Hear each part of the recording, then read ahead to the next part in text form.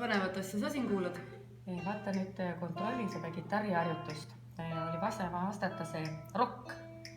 Ta on siin 14 korda proovinud ja näed, 94 on hindeks saanud. Kõik, kus on roheline, on tal eksimatu.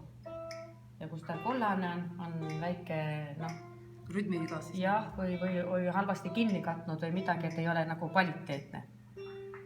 Et siit nüüd läheb, eks ole. Tal metronomist läheb natuke välja. Natuke läheb metronomist välja, aga ta suudab ise nagu... Kas see on kodutöö? See on kodutöö. Laps on kodus selle teinud? Jaa, lapsele saab see, õpetaja saadab selle harjutuse talle meilile, ta avab meililt selle harjutuse ja vastab selle ära. Nädal aega on seda harjutust aega vastata, oma asi, millal ta vastab. Iga reede saab uue ülesande. See on praegu harjutus number 5.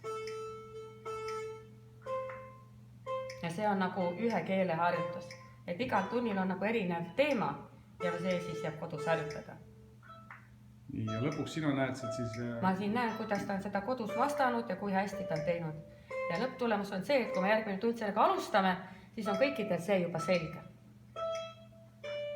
Et mul on hea võimalus kodutööd on hea võimalik kontrollida, muidu ma ei tea, kas ta on harjutanud või mitte. Aga nüüd on hea võimalus, et kohe näed, et on siit harjutatud. Ja roheline, siis on kõik perfektne. Aga kes ei harjuta? Kes ei harjuta, need võtan kõik ette ritta. Kõik nii, kellel on hinded saamata, need tulevad siia ette oma kitarridega ja vastavad seda siis kohale. No vaat sellised on siis meie innovaatilised ja loovad muusikaõpetajad.